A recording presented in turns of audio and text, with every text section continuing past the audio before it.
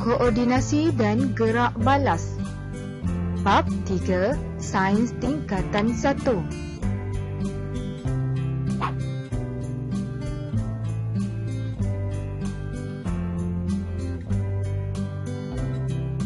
Apakah maksud homeostasis?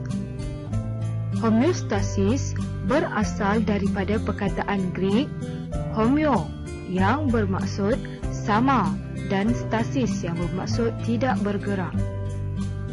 Homeostasis merujuk kepada pengekalan keadaan persekitaran dalam badan sesuatu organisma disebabkan oleh perubahan pH, kandungan air dalam badan, suhu badan dan tekanan darah supaya berada dalam keadaan yang seimbang dan stabil. Proses kawalan homeostasis. Apabila keadaan persekitaran dalam badan kita berubah, misalnya suhu meningkat, pusat kawalan di otak akan mengesan peningkatan itu. Mekanisme pembetulan akan bertindak dan suhu akan menurun kepada julat normal. Sebaliknya, apabila suhu badan menurun, pusat kawalan di otak akan mengesan penurunan itu, maka mekanisme pembetulan akan bertindak dan suhu akan meningkat kepada julat normal. Homeostasis adalah penting kepada manusia. Antara kawalan homeostasis yang penting dalam badan manusia ialah kawal atur kandungan air dan kawal atur suhu badan.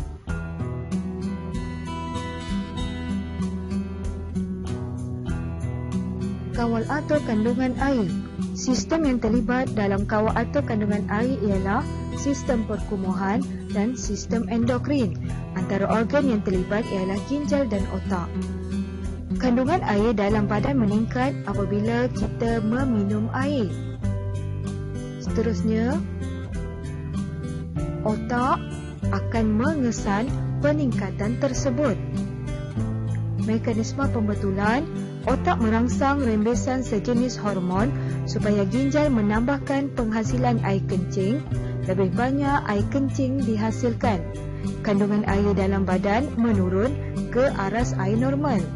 Seterusnya, kandungan air dalam badan menurun apabila kita berpeluh. Kemudian, otak akan mengesan penurunan tersebut. Mekanisme pembetulan, otak merangsang rembesan sejenis hormon supaya ginjal mengurangkan penghasilan air kencing. Manusia akan berasa dahaga. Seterusnya, kandungan air dalam badan meningkat ke aras air normal.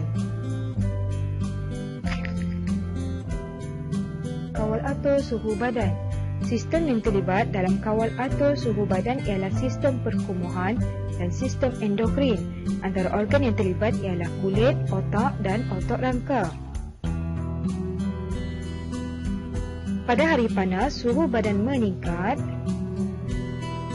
Otak akan mengesan peningkatan tersebut.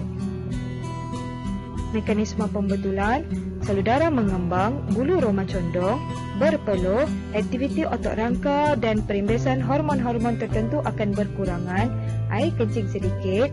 Kemudian suhu badan menurun ke suhu normal 37 darjah Celsius. Pada hari sejuk, suhu badan menurun. Otak akan mengesan penurunan tersebut. Mekanisme pembetulan, salur darah mengecut, bulu roma menegak, kurang berpeluh. Otot rangka akan mengecut dan mengendus secara aktif dan menyebabkan seseorang menggigil supaya meningkatkan suhu badan. Pada masa yang sama, hormon tertentu akan dirembeskan untuk meningkatkan metabolisme badan.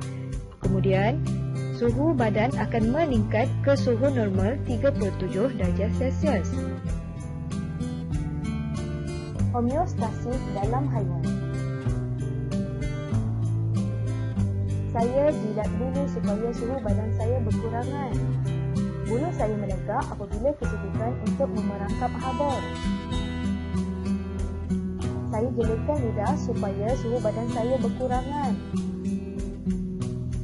Saya hasilkan bendara dan mencari tempat lembap untuk mengurangkan penyedatan air. Ada kulit berlindung dan tutup spherical untuk elak hilang air. Haiwan reptilia seperti cicak pada persekitaran yang sejuk. Aktiviti badan menjadi perlahan. Otot berfungsi pada kadar yang perlahan. Pergerakan menjadi perlahan. Kadar metabolisme rendah. Suhu badan menurun. Pada persekitaran yang panas, jantung berdegup dengan cepat. Pergerakan menjadi lebih pantas. Kadar metabolisme cepat. Suhu badan meningkat. Homeostasis dalam tumbuhan.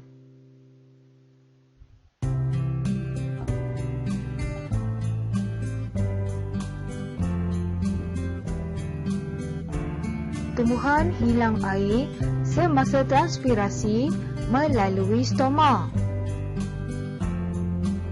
Pada waktu siang, stoma terbuka supaya lebihan air tersejar daripada daun melalui transpirasi.